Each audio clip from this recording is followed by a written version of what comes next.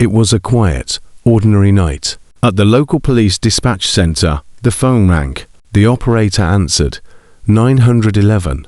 What's your emergency? Silence. No words, no breathing, just a faint, trembling sound. It almost felt like someone was there, listening, or hiding.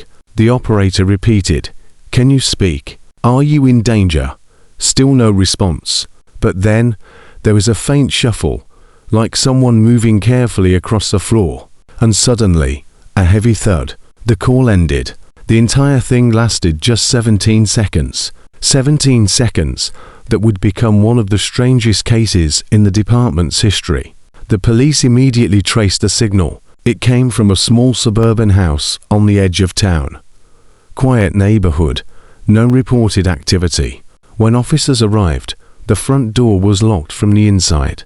No signs of forced entry. They broke in, and what they found inside would haunt every single one of them. Blood spatter on the living room walls, but no body. 2 cups of tea sat half full on the table. The TV was still on, showing nothing but static. In the corner of the room was a phone, screen still lit, timer stopped at 0:17.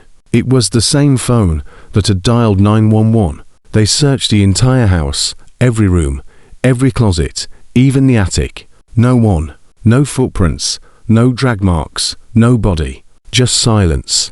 But when they analyzed the audio from the 911 call, the mystery deepened. Behind the faint breathing, they heard something else, a man's voice, very low, almost whispering. When they isolated the sound frequencies, they could finally make out the words, "Don't let her see it."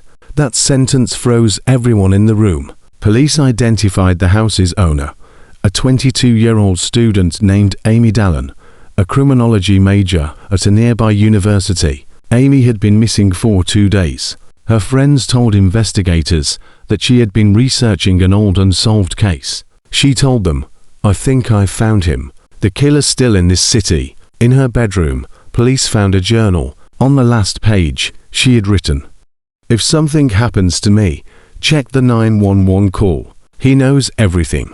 No one understood who he was.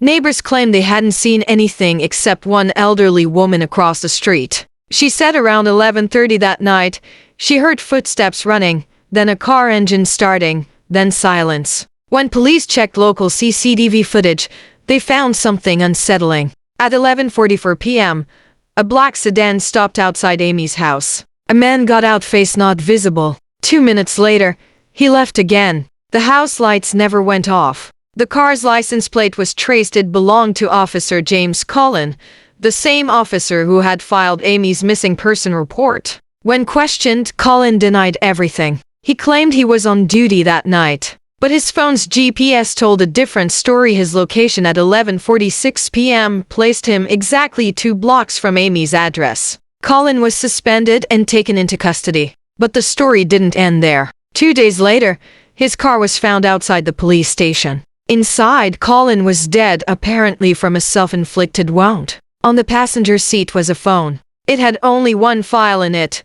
911 call to WAV. When the file was played, everyone in the room fell silent. It was the same breathing, the same static, the same 17 seconds. But this time, a woman's voice whispered at the end, "You shouldn't have answered." And then, nothing. The investigation was quietly closed. The files were sealed. Amy was never found. But every year, on the same date and at the same time 11:46 p.m. a call comes into 911. 17 seconds long. No words. Just breathing. Some believe it's Amy's spirit, reaching out for help. Others think it's someone replaying the tape to keep the story alive. But the truth is no one really knows. What we do know is that every single recording ends the same way, with that same whisper. Don't let her see it.